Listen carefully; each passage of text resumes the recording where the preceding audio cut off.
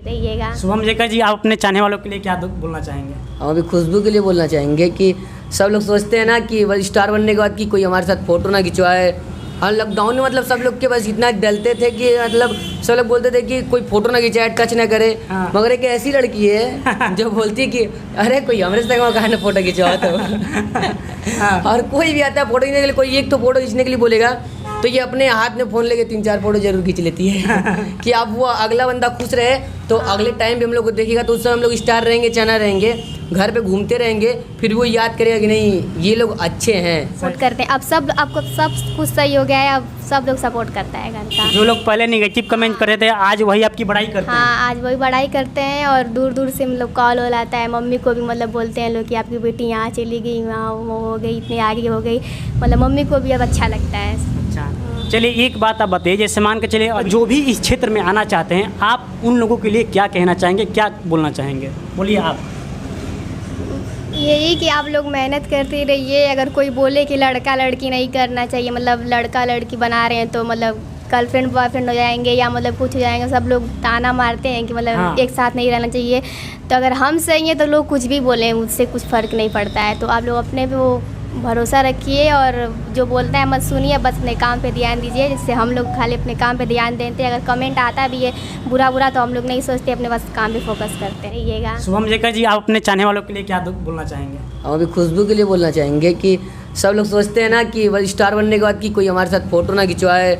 और लॉकडाउन में मतलब सब लोग के बस इतना डलते थे कि मतलब सब लोग बोलते थे कि कोई फ़ोटो ना खिंचाए, टच ना करे। हाँ। मगर एक ऐसी लड़की है जो बोलती है कि अरे कोई हमारे से कहाँ ना फ़ोटो खिंचवा तो हाँ। और कोई भी आता है फ़ोटो खींचने के लिए, कोई एक तो फ़ोटो खींचने के लिए बोलेगा तो ये अपने हाथ में फ़ोन लेके 3-4 फोटो जरूर खींच लेती है कि अब वो अगला बंदा खुश रहे तो अगले टाइम भी हम लोग को देखेगा, तो उस समय हम लोग स्टार रहेंगे, चना रहेंगे, घर पे घूमते रहेंगे, फिर वो याद करेगा कि नहीं ये लोग अच्छे हैं। अच्छा, जैसे ये लोग हैं, हाँ बच्चे आने को तो बहुत आए, जी लेकिन मैं छोटा सा इनका बैकग्राउंड बता देता हूँ शुभम जी का। जी, ये बच्चा मेरे पास आया 2-3 महीना सीखा, हाँ पैसे की प्रॉब्लम हो गई, हाँ, उसी दौरान इनके पिताजी भी एक्सपायर हो गए। ओह हाँ। तो आप समझ सकते हैं कि एक बच्चे पे क्या बीत सकती है। उस समय फाइनेंशियल- बहुत ही कठिन समय था इनके लिए। अब इनके पास ये मतलब कि समझ में नहीं आता था कि घर का मतलब जिम्मेदारी कौन लेगा। हाँ अब हम घर की जिम्मेदारी लें कि डांस क्लास जाएं, आप समझ जी, सकते हैं कि सही बात है। उस पौधान पे, क्योंकि ये चीज़ें मेरे साथ भी हो चुकी हैं। हाँ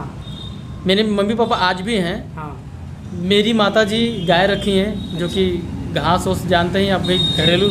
और मेरे पिताजी आज भी रिक्शा चलाते हैं, अच्छा, आज भी रिक्शा चलाते हैं। हाँ। लोग बोलते थे हमें हाँ कि बेटा बाप रिक्शा चलाता है और माँ गाय रखी है, तो नचनिया बनेगा, पढ़ लिख कुछ मजदूरी कर। अच्छा, तो ये मुझे बहुत हर्ट करता था। जी और मैं एक दिन एक कसम खाया था हाँ। कि एक वक्त ऐसा लाऊंगा ना कि पूरी मुंबई गाजीपुर में आएगी। अच्छा, और आज वो चीज़ मुझे दिख रहा है, वो जिद है कि आज शुभम के जैसे, खुशबू के जैसे आज मेरे यहाँ 100 से प्लस बच्चे हैं। अच्छा, और आज वही बच्चा बाबूलाल चौहान जो बाहर ये पोल है खम्भे का, मैं बाहर प्रैक्टिस करता था, मेरे पास घर भी नहीं था, मड़ई का घर था। हाँ आज मैं यहाँ से अच्छा खासा इनकम भी करता हूँ। और जो मेरे आस पड़ोस के लोग हैं उनके बच्चे आज इतना बेकार हो गए हैं कि मेरी नसीहत दी जाती है कि बाबूलाल चौहान की तरह बनिए, इनके बच्चे शुभम जयकर की तरह बनिए, खुशबू की तरह बनिए। क्योंकि कहीं ना कहीं हम लोग बहुत बड़ा त्याग किए हैं, क्योंकि लोग कामयाबी देखते हैं, उसके पीछे जो हम लोग दर्द, जो बैकग्राउंड में मेहनत हाँ, होता है, वो जो बहुत pain दर्द होता है है, हम लोग उसको के कोई साथ, नहीं देखता। चाहे इनका हो या मेरा हो, हाँ। या किसी भी जो कलाकार हैं, आप किसी का भी बैकग्राउंड उठा के देख सकते हैं। स्टार्टिंग में यही समाज उनको धिक्कारी है, नकारी है, फिर बाद में वही समाज इनको एक्सेप्ट की है। सही बात। और आज पूरे गाजीपुर ज़िले में नहीं, पूरे आज अपने पूरे क्षेत्र में आज हम लोग एक पहचान बन चुकी है। आज हम लोग किसी को मतलब अपनी पहचान बताने की जरूरत नहीं परिचय पड़ती। का आप लोग कोई मोहताज मोहताज नहीं, नहीं, चाहे सब खुशबू जी का ले लें, चाहे शुभम जी का या जी, आपका। बिल्कुल। बस आप लोग का तो आज ये हमें लगता है कि आज हमने ये कमाया है। और शुरू से ही है कि आज भी मैं बच्चों को ही बोलता हूँ कि मैं हर इंटरव्यू में हर पेरेंट्स को बोलते जाता हूँ हाँ। कि अगर आपका बच्चा का मन जिस क्षेत्र में लगे तो प्लीज़ आप सभी पेरेंट्स से मेरी गुजारिश है, मैं तो बहुत बड़ा नहीं हूँ, हाँ। लेकिन जो आज मेरा 10 साल 15 साल 20 साल का जो एक्सपीरियंस है, जी। अनुभव है, मैं वो बयां करना चाहता हूँ। ये ज़रूरी नहीं कि वो बच्चा गरीब हो या किसी रिक्शा चलाने वाले का बच्चा हो, अगर उसके अंदर वो चीज़ दिख रहा है कि ये बच्चा इस क्षेत्र में जाना चाहता है, या वो क्रिकेटर बनना चाहता है, या वो खिलाड़ी बनना चाहता है, या सिंगिंग या डांसिंग या तबला बजाना चाहता है, तो आपका बच्चा जिस क्षेत्र में जाना चाहता है ना, प्लीज़ आप उसे सपोर्ट करिए, वो बच्चे को बढ़ावा दीजिए। वो एक दिन इंडिया में इतना बड़ा काम करेगा कि पूरे दुनिया में नाम रोशन कर देगा, जिसे ये बच्चे कर रहे हैं। जी बिल्कुल। क्योंकि सबसे पहला शिक्षक गुरु हमारे माता पिता ही होते हैं, उसके बाद हम गुरु होते हैं। और रही बात खुशी की हमारी, वो गुरु ही होता है, क्योंकि हमको इनसे क्या लेना है कि एक बिस्सा ज़मीन देना है कि लेना है, लेकिन ये बच्चे हमारे आगे बढ़ेंगे तो इससे ज़्यादा खुशी न सबसे ज़्यादा गुरु को होता है कि आज मेरे सिखाए बच्चे यहाँ पे आ रहे हैं। और मैं इन सबसे मैं खुद कहता हूँ कि बहुत जल्द तुम लोग और मेहनत करो कि मैं तुम लोग को टीवी पे देखूँ और बैठ के कि देखो ये मेरे बच्चे हैं।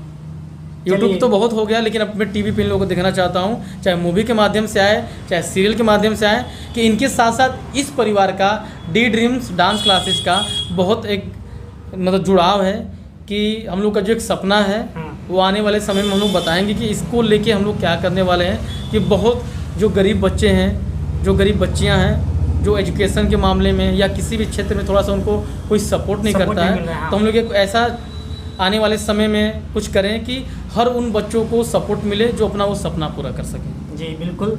चलिए, हमारे जहन में एक और सवाल उठ रहा है कि जैसे काफ़ी लोगों को मैं देखता हूँ कि कुछ ही सफ़र तय करने के बाद, जैसे अर्श से फर्श तक उन्होंने सफ़र तय किया और कुछ नाम बन गया, कुछ पहचान बन गया, तो उन लोगों के पास बिल्कुल ईगो सा आ जाता है। लेकिन अभी हमारी आप लोगों से बात हुई, हमको ऐसा कुछ नहीं देखने को मिला। तो आप उन लोगों के लिए मैसेज क्या देना चाहेंगे जो थोड़े से सफ़र तय करने के बाद मतलब किसी को जानते नहीं, किसी को पहचानते नहीं, अपना एक अलग मतलब ईगो में रहने लगते हैं, तो उन लोगों को कैसे क्या करना चाहिए और कैसे अपने जीवन में मतलब मैनर बिहेवियर क्या, इसके बारे में बताइए। मतलब सबको लगता है कि स्टार बन गए हैं, मतलब सबके मुंह से सुना हो, तब मैं बता रहा हूँ कि अभी स्टार बन गए हो आप लोग, ये वो फलाने का, मगर मेरे को नहीं लगता, क्योंकि मैं पहले भी वही कपड़ा पहनता था, आज भी वही पहनता हूँ। बस फ़र्क थोड़ी इतना आया है कि पहले थोड़ी हम लोग के पास पैसे नहीं थे, थोड़ी लो कास्ट के हम लोग पहनते थे, अभी थोड़ी हाई कास्ट के पहनते हैं, मगर बॉडी हम लोग की वही है। आज भी हम लोग वही खाना खाते हैं जो पहले खाते थे। ऐसा कुछ नहीं कि पहले हम लोग यहाँ दाल चावल बनता था, अभी हीरा मोती बनता है, सोना चांदी हम लोग खाते हैं, ऐसा नहीं है।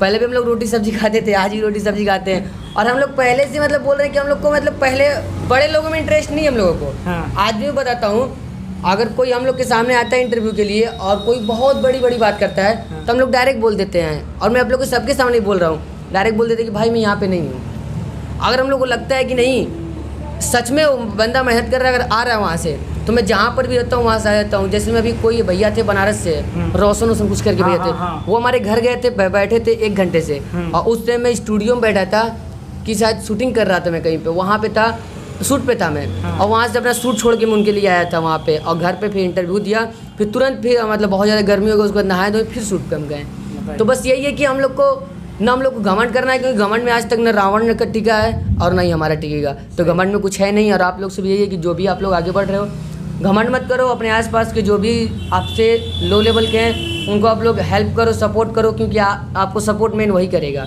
कोई आपको ऊपर वाला सपोर्ट नहीं करेगा।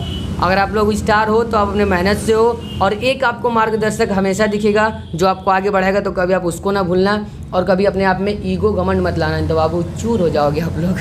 खुशबू जी, आप बताइए, जैसे अभी मतलब आप क्या कहना चाहेंगे मेरे जो भी दर्शक आपको देख रहे हैं, या आपको आज तक जिसने भी देखा है आपकी वीडियो को या जो कुछ भी, आप उनको क्या कहना चाहेंगे, क्या मैसेज देना चाहेंगे जो भी आपके चाहने वाले हैं?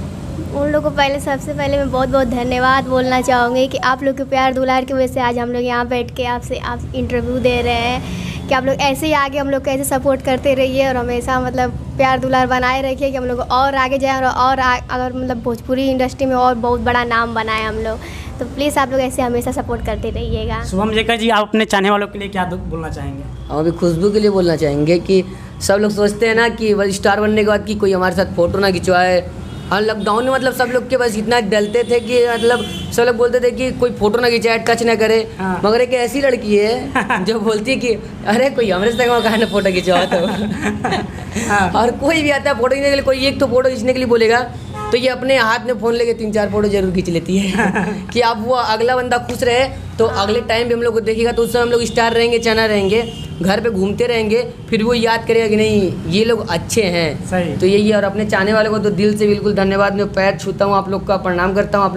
आप लोग इतना ज़्यादा प्यार दिए कि ये शुभम आपके सामने मतलब कुछ बोल पा रहा है, क्योंकि हम लोग पहले बोलने के भी काबिल नहीं थे, क्योंकि हम लोग यहाँ तक नहीं थे, आज बोलने के काबिल बने तो आप लोग की वजह से, आपके प्यार की वजह से। और हम लोग अभी भी मेहनत कर रहे हैं कि और भी आगे वाले लेवल पे लेवल मेंटेन करने के लिए।